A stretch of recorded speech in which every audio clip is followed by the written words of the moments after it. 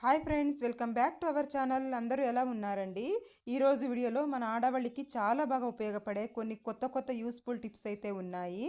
వీడియోని స్కిప్ చేయకుండా చివరి దాకా చూడండి. వీడియో కనుక నచ్చినట్లయితే ప్లీజ్ ఒక లైక్ చేయండి. మీరు చేసే ఒక చిన్న లైక్ నాకు చాలా సపోర్టింగ్గా ఉంటుంది. ఫస్ట్ టిప్ చూద్దాము. ఇప్పుడు ఎండాకాలం వచ్చేసింది కదండి. దోస పిండి కానీ ఇడ్లీ పిండి కానీ వేడికి ఎక్కువగా పొంగిపోతూ ఉంటుంది, అలాగే పుల్లగా అయిపోతూ ఉంటుంది. మనం ప్రొద్దున్నే ఇడ్లీ కానీ దోశ కానీ చేయాలి అంటే పుల్లగా అయిపోయి ఉంటుంది అండి. అలాగే మొత్తం అంతా పొంగిపోయి కింద కూడా పడిపోతూ ఉంటుంది. అలా కాకుండా ఉండాలి అంటే ఈ ఒక సింపుల్ టిప్ అయితే ఫాలో చేసి చూడండి. ముందుగా నేను ఇక్కడ దోస పిండిని మిక్సీ పట్టేసుకొని పెట్టుకున్నానండి. కాస్త వాటర్ తక్కువ వేసి మనము మిక్సీ పట్టుకోవాలి. తర్వాత ఇందులోకి ఐస్ క్యూబ్స్ ఉంటాయి కదా, కొద్దిగా ఐస్ క్యూబ్స్ వేసేయాలండి. నేను ఇక్కడ ఒక 7-8 ఐస్ క్యూబ్స్ అయితే వేసేసి బాగా ఇలా మిక్స్ చేసేస్తున్నాను.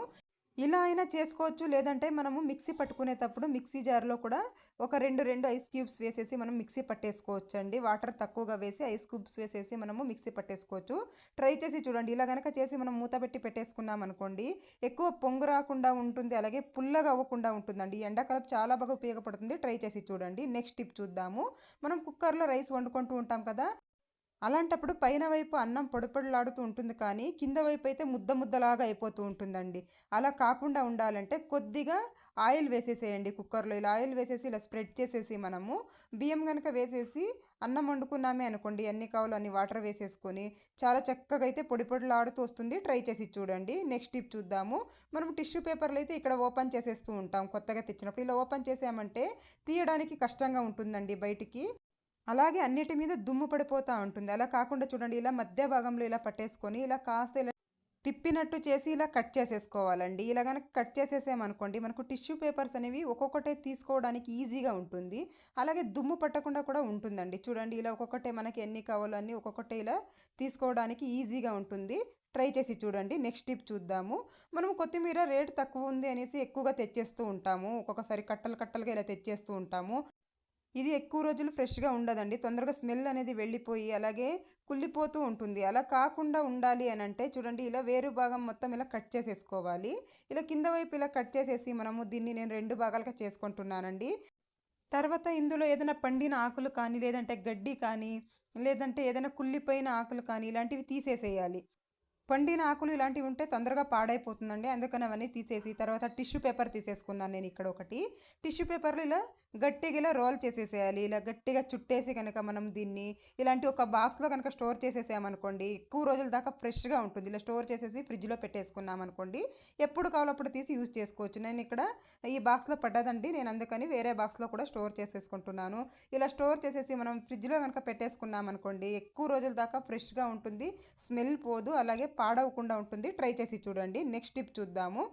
ఈ టిప్ అయితే కుక్కర్ వాడే ప్రతి ఒక్కరికి ఉపయోగపడుతుందండి. నేను కుక్కర్ మూతకు ఉన్న గ్యాస్కెట్ని అయితే తీసేసుకున్నాను. తీసేసుకున్న తర్వాత ముందుగా ఇలా చెక్ చేసుకోవాలండి. 15 డేస్కి ఒకసారి ఇలా కుక్కర్ గ్యాస్కెట్కి ఏదైనా డ్యామేజ్ అయిందా అనేసి మనం చూసుకుంటూ ఉండాలి అప్పుడప్పుడు. తర్వాత దీన్ని ఒక 5 నిమిషాలు డీప్ ఫ్రిడ్జ్లో పెట్టేసి ఇలా కాస్త ఇలా నేను ఇప్పుడు వీడియోలో చూపించిన విధంగా ఇలా లాక్కోవాలండి. లాక్కొని మూతకి పెట్టేసేయాలి. ఫ్రిడ్జ్ గనక లేదు అనుకుంటే వాటర్లో కూడా వేసేసుకోవచ్చండి, చల్లటి నీళ్ళలో. తర్వాత ఒక సూది తీసేసుకున్నానండి. ఇలా సూదితో ఇలా మనం నీట్గా ఇలా విజిల్ పెట్టే కాడ ఇలా నీట్గా పొడిచినట్టు చేయాలండి. ఇలా చూడండి, ఇలా వీడియోలో చూపించిన విధంగా ఇలా బాగా ఇలా అన్నేసామనుకోండి, ఏదైనా ఫుడ్ పార్టికల్స్ ఏదైనా అందులో ఇరుక్కున్నట్లయితే నీట్గా వచ్చేస్తాయండి. అప్పుడు మనకు కుక్కర్తో ఎటువంటి ప్రమాదం అయితే ఉండదు. ఎప్పుడు ప్రతిరోజు అయితే ఇలా చేసుకుంటూ ఉండాలి. కుక్కర్ పెట్టే ప్రతిసారి కూడా మనము విజిల్ కాడ ఇలా చెక్ చేసుకోవాలండి. చేసేసి కనుక మనం మూత పెట్టి పెట్టేసామనుకోండి, మనకు ఎటువంటి టెన్షన్ కూడా ఉండదండి. చాలా ప్రమాదం అయితే తప్పించుకోవచ్చు. చూడండి, వాటర్ కూడా లీక్ అవ్వదు, విజిల్స్ కూడా చాలా బాగా వస్తాయి. నేనైతే ఇంట్లో ఎప్పుడు ట్రై చేసే టిప్పే అండి. ట్రై చేసి చూడండి. చూద్దాము. ఇలా మనము టీ పౌడర్ తెస్తూ ఉంటాం కదా, టీ పౌడర్ ఒక బాక్స్లో వేసేసుకున్న తర్వాత దీనైతే మనము పడేస్తూ ఉంటాము. అలా కాకుండా దీన్ని ఇలా కూడా యూజ్ చేసుకోవచ్చు. చూడండి, ముందుగా ఇలా అయితే నేను మొత్తం ఇలా 4 సైడ్స్ కూడా ఇలా లోపలికి అనేసుకున్నాను. తర్వాత దీన్ని మనము చాలా బాగా ఉపయోగించుకోవచ్చు. చూడండి, నేను ఇక్కడ బట్టలకు పెట్టే ఒక క్లిప్ తీసేసుకున్నాను. తీసేసుకుని ఫ్రిడ్జ్లో ఇలా సైడ్కి ఇలాంటివి వచ్చింటాయి కదా, అక్కడ ఇలా వేసేసుకున్నాం అనుకోండి, ఇందులోకి పిల్లల చాక్లెట్స్ కానీ, లేదంటే ఏదైనా ఇలాంటి మసాలా ప్యాకెట్స్ కానీ ఏదైనా కూడా ఇందులో స్టోర్ చేసుకోవచ్చండి. ప్లేస్ ఉండదు కదా ఒక్కొక్కసారి, అలాంటప్పుడు ఇలా ట్రై చేసి చూడండి. నెక్స్ట్ టిప్ చూద్దాము. మనము ఒక్కొక్కసారి పాలు కాచేటప్పుడు అడగంటి పోతూ ఉంటాయి. అలాగే ఒక్కొక్కసారి విరిగిపోతూ ఉంటాయి పాలు. అలా కాకుండా ఉండాలి అనంటే ముందుగా ఇలా గిన్నె తీసేసుకొని కొద్దిగా వాటర్ వేసేసేయాలి. వాటర్ వేసేసి ఈ వాటర్ అయితే చల్లేసేయాలండి. తర్వాత కొద్దిగా వాటర్ వేసేసి ఇప్పుడు ఇందులో పాలు గనక పోసుకొని కాచుకున్నామే అనుకోండి, అప్పుడు పాలు అనేవి అడగంటకుండా ఉంటాయి. అలాగే విరిగిపోకుండా ఉంటాయి. నేనెప్పుడు పాలు కాచినా ఇలాగే కాస్తూ ఉంటాను. ట్రై చేసి చూడండి. నెక్స్ట్ టిప్ చూద్దాము. మనము ఒక్కొక్కసారి బియ్యపిండి ఎక్కువగా పట్టించుకుంటూ ఉంటాం కదా! ఏదైనా పిండి వంటలకు కానీ, దేనికైనా గానీ ఎక్కువగా బియ్యపిండి పట్టించుకున్నప్పుడు తొందరగా పులుగు పట్టిపోతా ఉంటుంది.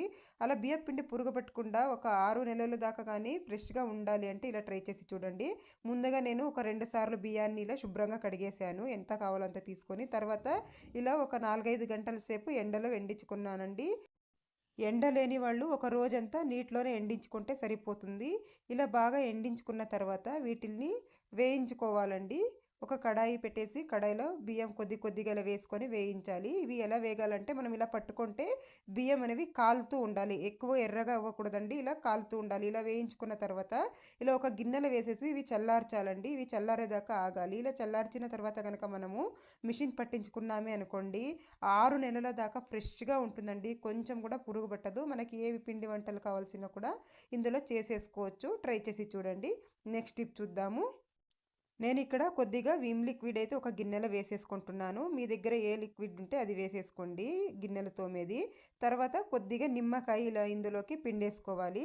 కొద్దిగా ఇలా నిమ్మకాయ పిండేసిన తర్వాత ఇందులోకి తగినంత వాటర్ వేసేసుకోవాలి. కొద్దిగా వాటర్ వేసేసి చక్కగా కలిపేయాలండి. ఇది దేనికంటే మనం ఏదైనా చికెన్ కానీ లేదంటే ఏదైనా ఫిష్ కానీ వండినప్పుడు పాత్రలు స్మెల్ వస్తూ ఉంటాయి కదా! మసాలా ఐటెం ఏదైనా వండినప్పుడు అలా స్మెల్ రాకుండా ఉండాలి అంటే ఇలా కాస్త నిమ్మకాయ పిండేసుకొని కనుక మనం వాష్ చేసుకున్నాం అనుకోండి చాలా నీట్గా క్లీన్ అయిపోతాయండి. కొంచెం కూడా జిడ్డు మరకలు అనేవి ఉండవు. అలాగే స్మెల్ కూడా ఉండదు. ట్రై చేసి చూడండి. చక్కగా క్లీన్ అయిపోతాయి.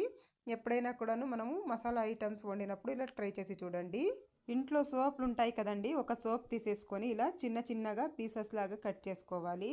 ఇవి చాలా బాగా ఉపయోగపడతాయండి. ఇలా కట్ చేసేసుకొని ఇలా ఏదైనా పార్సల్ వచ్చిన బాక్సెస్ ఉంటాయి కదా, ఇందులో కనుక వేసేసి మనము హ్యాండ్ బ్యాగ్లో పెట్టేసుకున్నామంటే మనం ఎక్కడైనా ట్రావెల్ చేసేటప్పుడు ఇది మనకు హ్యాండ్ వాష్ లాగా యూజ్ అవుతుంది. మనం ఎక్కడైనా బయట ఏదైనా తినాలి అన్నప్పుడు కానీ ఎప్పుడైనా కానీ మనము ఇలా తీసేసుకొని మనము హ్యాండ్ వాష్ అయితే చేసేసుకోవచ్చు. ట్రై చేసి చూడండి. నెక్స్ట్ టిప్ చూద్దాము. ఇంట్లో పెసరపప్పు ఎక్కువగా తెచ్చేసినప్పుడు ఒక్కొక్కసారి ఇది పెసరపప్పు తొందరగా పురుగు పట్టిపోతూ ఉంటుందండి. అలా పురుగు పట్టకుండా ఎక్కువ రోజుల దాకా ఫ్రెష్గా ఉండాలి అని అంటే ఇందులోకి ఒక 2, 3 లవంగాలు వేసేయండి. తర్వాత ఒక 4, 5 మిరియాలు వేసేయండి. ఇలా వేసేసి మనం ఇలా కలిపేసుకొని మూత పెట్టి పెట్టేసుకున్నామంటే ఎక్కువ రోజుల దాకా పురుగు పట్టకుండా ఉంటుంది. ట్రై చేసి చూడండి. నెక్స్ట్ టిప్ చూద్దాము. మనం వాటర్ బాటిల్స్ కానీ లేదంటే ఫ్లాస్క్ కానీ యూజ్ చేస్తూ ఉంటాం కదా, ఇవి ఎంత వాష్ చేసినా కూడా స్మెల్ వస్తూ ఉంటాయి. అలా కాకుండా ఉండాలంటే చూడండి కొద్దిగా వంట సోడా వేసేయండి. తర్వాత కొద్దిగా బియ్యం వేస్తున్నాను. తర్వాత ఇందులోకి వెనిగర్ ఉంటుంది కదా, వైట్ వెనిగర్, అది కొద్దిగా వేస్తున్నాను. ఈ 3 వేసేసి కాస్త వాటర్ వేయాలి. వాటర్ వేసేసి బాగా షేక్ చేయాలండి. బాగా మూత పెట్టేసి బాగా ఇలా షేక్ చేసామంటే మొత్తం క్లీన్ అయిపోతుందండి బాటిల్. తర్వాత చూడండి చూపిస్తాను ఎంత మురికి వచ్చేసిందో. ఇలా ఎప్పుడైనా వారంలో ఒకసారి కానీ ఇలా క్లీన్ చేసుకున్నామంటే చాలా నీట్గా ఉంటుంది. తర్వాత దీన్ని బాటిల్ని ఒకసారి మంచి నీళ్ళలో కడుక్కున్నామంటే నీట్గా క్లీన్ అయిపోతుందండి. చూపిస్తాను చూడండి. నేను వాష్ చేసి చూపిస్తాను ఎంత నీట్గా క్లీన్ అయిపోయిందో. చూస్తున్నారు కదా. అలాగే బ్యాడ్ స్మెల్ కూడా రాకుండా ఉంటుంది. ట్రై చేసి చూడండి. నెక్స్ట్ టిప్ చూద్దాము. మనము ఇంట్లో ధూపం కానీ లేదంటే సాంబ్రాణి కానీ పొగ వేస్తూ ఉంటాం కదండి. ఇలా ధూపం వారంలో ఒకసారి కానీ లేదంటే రోజు కానీ వేస్తే చాలా మంచిదండి ఇంట్లో. ఇలా మనం ధూపం వేసేటప్పుడు మన దగ్గర ధూపం స్టాండ్ లేదనుకోండి ధూపం వేయడానికి, అలాంటప్పుడు ఇలాంటి టీ కప్స్ ఉంటాయి కదండి ఇంట్లో, దీనిపైన ఇలా మట్టి ప్రమిదని పెట్టేసామంటే చూడండి మనకు వేయడానికి చాలా ఈజీగా ఉంటుందండి. మనము ఇంట్లో అన్ని రూమ్స్లోకి వెళ్ళి ధూపం వేస్తూ ఉంటాం కదండి. ధూపం స్టాండ్ లేదంటే మనకి వేయడానికి కష్టంగా ఉంటుంది. ఇలాంటి టీ కప్స్ ఉంటాయి కదండి, వీటితో అయితే మనకి ఇలా పట్టుకోవడానికి కూడా సపోర్ట్గా ఉంటుంది కదండి. ధూపం వేయడానికి కూడా ఈజీగా ఉంటుంది. చెయ్యి కూడా కాలకుండా ఉంటుంది. ట్రై చేసి చూడండి. ఈసారి ఎప్పుడైనా ధూపం వేసినప్పుడు ధూపం స్టాండ్ లేదంటే ఇలా ట్రై చేసి చూడొచ్చు. నెక్స్ట్ టిప్ చూద్దాము. ఇలాంటి తవాలు ఉంటాయి కదండి, ఐరన్వి, అందరిళ్ళల్లో కూడా యూస్ చేస్తూ ఉంటాము. మనము పై వైపు అయితే దీన్ని వాష్ చేసి యూస్ చేస్తూ ఉంటాము. కింద వైపు అసలు పట్టించుకోమండి వెనక భాగాన. అలాంటప్పుడు ఇలా వెనక భాగాన చూడండి ఇలా తుప్పు పట్టినట్లు అయిపోతూ ఉంటుంది. ఇలా అవడం వల్ల మనం అలాగే వదిలేసాము అనంటే హోల్స్ పడి పాడైపోతుందండి తవా అనేది. అలాంటప్పుడు చూడండి కొద్దిగా ఇంట్లో కుకింగ్ ఆయిల్ ఉంటుంది కదా, కాస్త కుకింగ్ ఆయిల్ వేసేసి ఇలా వేస్ట్ క్లాత్ ఏదైనా ఒకటి తీసేసుకొని ఇలా మనము క్లీన్గా ఇలా తుడిచేసామంటే ఈ తుప్పు మొత్తం వెళ్ళిపోతుంది. చూడండి ఇలా ఆయిల్ వేసేసి మన ఇంట్లో ఏ ఆయిల్ ఉంటే ఆ ఆయిల్ వేసుకోవచ్చండి. నీట్గా ఇలా వేసేసి మనము తుడుచుకున్నాము అని అంటే క్లీన్గా ఉంటుందండి. అలాగే తవ కూడా ఎక్కువ రోజులు మనకు పాడవకుండా ఉంటుంది. మనము దేవుడి పూజకి అనేసి ఎక్కువగా కుంకుమ అయితే తెచ్చేస్తూ ఉంటాము. అది ఒక్కొక్కసారి పురుగు పట్టిపోతూ ఉంటుందండి. అలా పురుగు పట్టకుండా అలాగే ఎన్ని రోజులైనా ఫ్రెష్గా ఉండాలి అని అంటే మాత్రం చూడండి, ఈ ఇంట్లో కర్పూరాలు ఉంటాయి కదండి, పూజకి వాడుతూ ఉంటాం కదా, కర్పూరం బిళ్ళలు. ఒక 2 కర్పూరం బిళ్ళలు వేసేసి పెట్టినట్లయితే కుంకుమ అనేది మంచి సువాసన ఉంటుంది. అలాగే ఎన్ని రోజులైనా కూడా పురుగు పట్టకుండా ఉంటుంది. ట్రై చేసి చూడండి. మీ దగ్గర పచ్చకర్పూరం ఉంటే అది కూడా వాడవచ్చు. నెక్స్ట్ టిప్ చూద్దాము. మనం ఇలా మిక్సీ జార్లో కడిగేసి ఇలా బోర్లో వేసేస్తూ ఉంటాము. ఇలా బోర్లో వేస్తే అవి సరిగ్గా లోపల వైపు డ్రై అవ్వండి.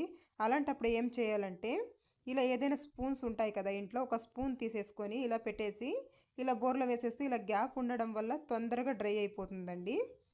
మనము ఒక్కొక్కసారి అల్లం వెల్లుల్లి పేస్ట్ చేస్తూ ఉంటాం కదా, అలాంటప్పుడు ఈ అల్లం పైన తొక్క తీయాలంటే కష్టంగా ఉంటుంది. చాకుతో తీసామంటే అల్లం మొత్తం వెళ్ళిపోతూ ఎక్కువగా వేస్ట్ అవుతూ ఉంటుంది. అలా కాకుండా ఇలాంటి ఒక జాలిగట్టి తీసేసుకోండి. తీసేసుకొని ఇలా అల్లాన్ని ఇలా ముక్కలుగా చేసేసి ఇందులో వేసేసి కాస్త స్టవ్ మీద పెట్టి వేడి చేసుకోవాలి.